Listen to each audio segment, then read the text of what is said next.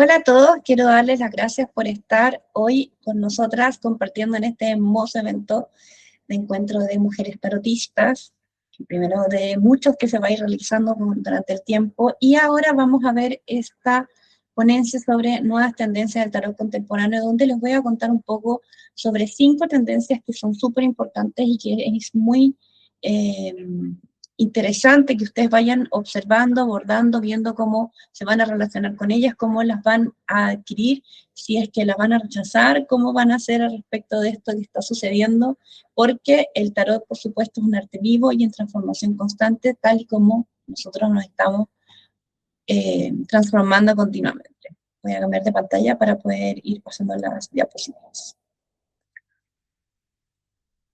Quiero partir con esta frase, que es una frase que está inspirada en el pensamiento de Humberto Maturana, que es un biólogo chileno que revolucionó la comprensión del ser vivo al proponer que toda vida es un proceso de autoorganización, al que llamó autopoiesis, donde habló de un sistema cerrado, que lo vamos a ver más adelante. La frase dice así: la transformación no es un evento del futuro, sino un movimiento continuo del vivir. En el fondo siempre nos estamos transformando, siempre el cambio es parte de nuestra vida, y siempre las cosas nuevas que van surgiendo, en el fondo las tenemos que observar con detenimiento para ver cómo nos vamos a relacionar con ellas, si las vamos a integrar o no, ¿ya? La primera tendencia que quiero revisar con ustedes es el tarot e inteligencia artificial. El tarot y la inteligencia artificial han sido un gran tema durante el último tiempo. Si un gran tema es posible o no es posible, que en el fondo la inteligencia artificial lea mejor el tarot que un tarotista. Han salido páginas que te ofrecen leerte el tarot con IA en línea gratis, donde dicen además no vas a tener que pagar por un tarotista que son tan caros, o que te dicen nosotros además lo hacemos rápido, te lo entregamos en el segundo, etcétera. Y incluso dicen limpiamos los juicios que podría llegar a tener el tarotista al respecto de eso. Claramente no están pensando en tarotistas como ustedes, digamos, que son profesionales y que por supuesto lo que proveen a su consultante es una experiencia de transformación. Es una experiencia donde el consultante entra de una manera y sale de otra, porque va a acceder a una información, una forma de mirar, a una entrega, a una empatía, a la intuición del tarotista que esté en el frente a sí, que además les va a estar ayudando a mirar otros aspectos que una IA programada por seres humanos no puede mirar. Porque ¿qué es lo que hace la IA? La IA en el fondo toma patrones y de esos patrones saca conclusiones. Todos esos patrones son una programación hecha por un ser humano. Y es una programación que además está conectada con una base de datos, que puede ser, no sé, la base de datos de Google, de todos los sitios web, la base de datos, etc. Y eso permite alimentar a esta inteligencia para que en el fondo haga lo que nosotros le pedimos que haga, ¿ya?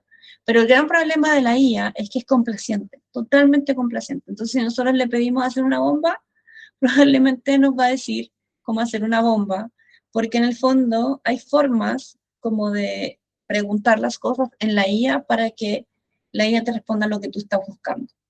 En el tarot, cuando tú vas a leerte el tarotista o la tarotista que tienes frente a ti no va a ser necesariamente complaciente, porque quiere procurar que tu proceso de transformación sea lo mejor, lo más sano, lo más ético y lo más cuidado para ti, ¿ya?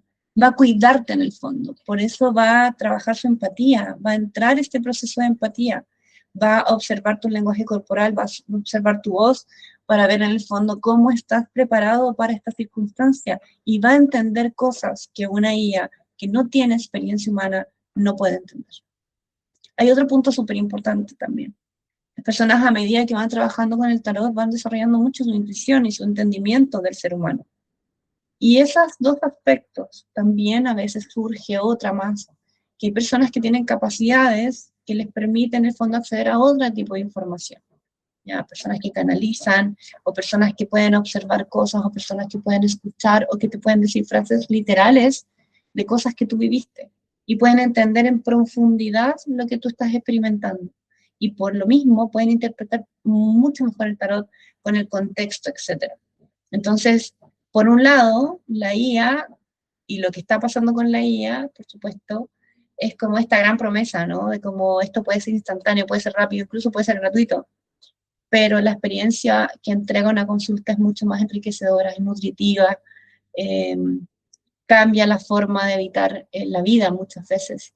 Entonces la IA no puede hacer ese trabajo. Lo que sí puede hacer la IA, puede ser un asistente, puede transcribir la consulta y ayudarnos a hacer resúmenes o informes de la consulta, puede a lo mejor tener cosas prehechas y que nosotros le entreguemos con cierto formato y eso sea más rápido, puede ayudarnos a hacer contenidos en redes sociales, puede ayudarnos a hacer textos, pero una IA no puede reemplazar a un ser humano realmente, no puede reemplazar un oficio, ni puede reemplazar todo lo que hay detrás, todo este arte que significa interpretar el tarot para otras personas y generar estas consultas de transformación.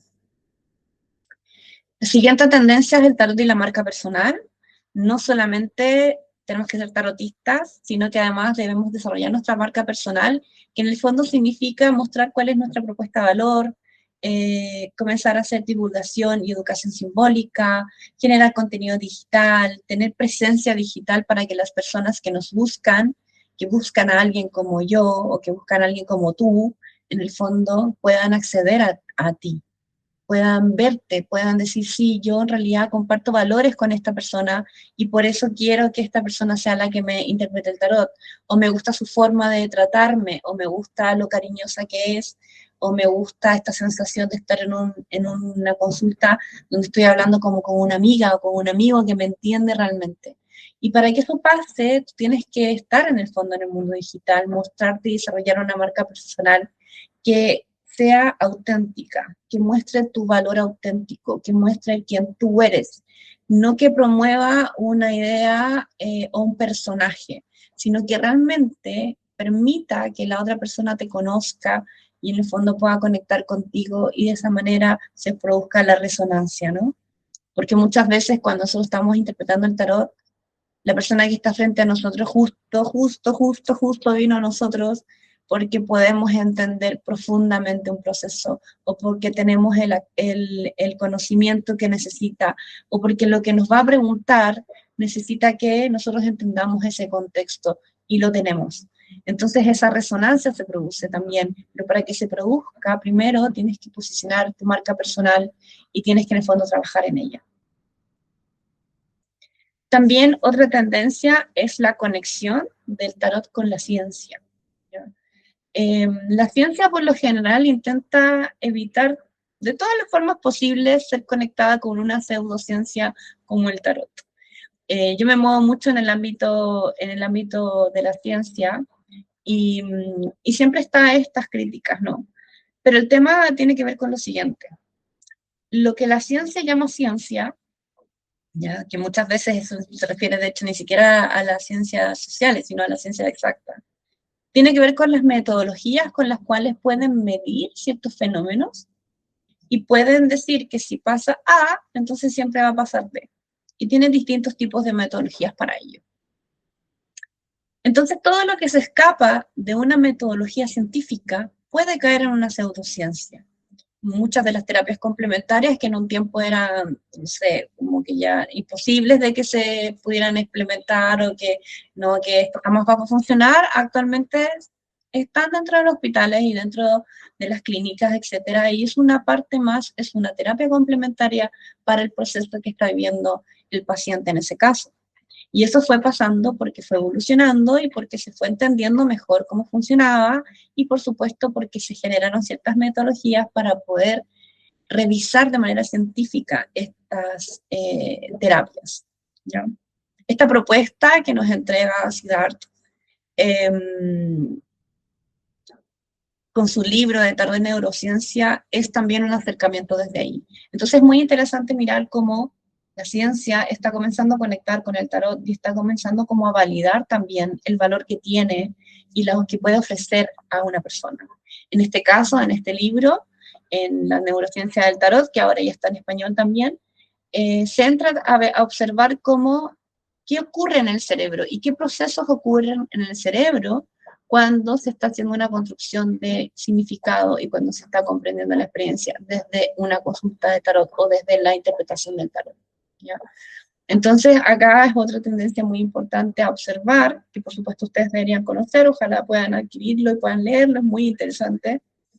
Y también les va a permitir entender, en el fondo, cómo las personas interactúan con esto que está ocurriendo a nivel físico, cómo interactúa su cerebro, cómo lo está interpretando, ¿ya?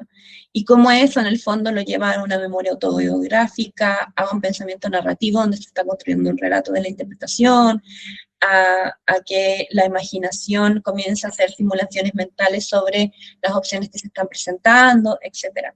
Y por supuesto, cómo está promoviendo el autoconocimiento e incluso la generación de nuevas conexiones neuronales dentro del proceso de una consulta. Eso es muy, muy interesante. También les quiero invitar a algo que yo he estado trabajando activamente. Yo estoy promoviendo esto de la conexión del tarot y la autopoiesis para poder entender el proceso de transformación, cómo sucede. Y aquí volvemos a Humberto Maturana, con quien partí esta presentación.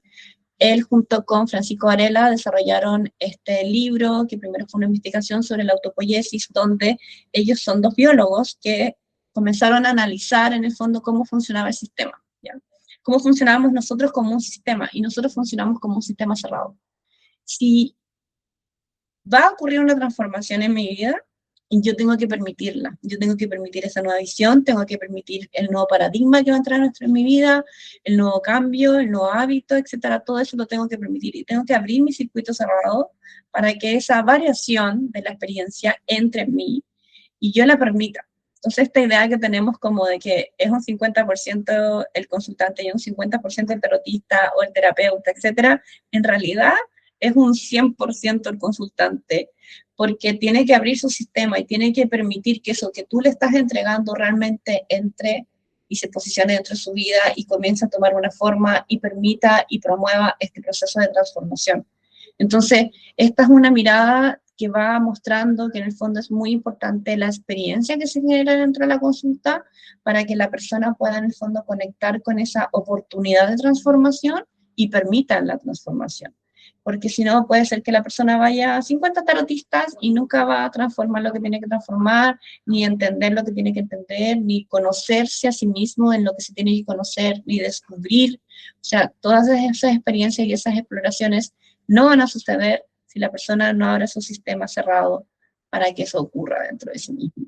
Entonces es muy importante entender esta visión de la autopoiesis y cómo en el fondo el tarot y la forma en la que nosotros realizamos las consultas y la forma en la que nosotros nos relacionamos con nuestros consultantes permite en el fondo que ese sistema se abra y que la persona se pueda transformar. Y por último, como última tendencia, es esto que hemos visto mucho en el último tiempo, que no es algo realmente novedoso y nuevo, pero sí el cómo está sucediendo ahora es interesante. Antes tuvimos hace varios años, décadas atrás, como la inversión del tarot terapéutico, ¿no? El tarot evolutivo, el tarot integral, comenzaron a aparecer estas nuevas versiones de trabajar con el tarot. Y ahora está muy situándose esto del tarot y el bienestar emocional. El bienestar como un pilar necesario dentro de la salud de la vida de las personas, como algo sagrado a lo cual tenemos que acceder y tenemos que mantener dentro de nuestra vida para que todo lo demás se sostenga y sea posible. Entonces, ¿cómo está pasando esto del tarot y bienestar emocional? Se están integrando con muchas prácticas contemporáneas de bienestar, como el mindfulness, el journaling, el coaching, la gestión emocional y el autocuidado, los procesos de acompañamiento terapéutico, las prácticas de bienestar integral. Y eso va permitiendo que se facilite la identificación de emociones y estados internos y también que se produzcan un proceso de transformación o que se llegue a un estado de bienestar donde al salir de la consulta llegues a un estado de paz y armonía, ¿ya? Y el promover eso es algo muy importante, por supuesto. Entonces, estas 5 tendencias son cosas que quiero invitarles a reflexionar, a investigar, a ver cómo las van a integrar ustedes o si ya las están integrando dentro de su trabajo profesional, por supuesto.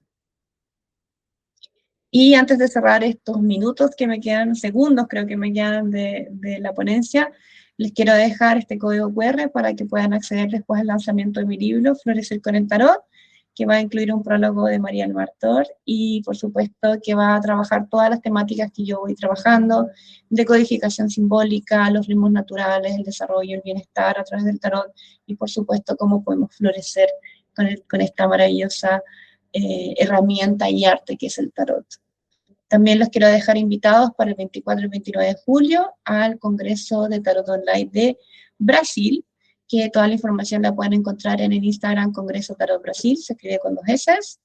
Y por supuesto les invito a seguirme en Instagram, en mis redes sociales, @magdasune, para que puedan seguir como adquiriendo información en lo que voy realizando, o lo que voy haciendo, etcétera. Y por supuesto los espero con mucho cariño y amor en cualquiera de las actividades donde yo me involucre, y les agradezco nuevamente estar aquí y apoyar este encuentro de mujeres tarotistas que nace del corazón y desde todo el amor que le tenemos al tarot y de todo el amor que le tenemos a la comunidad tarot.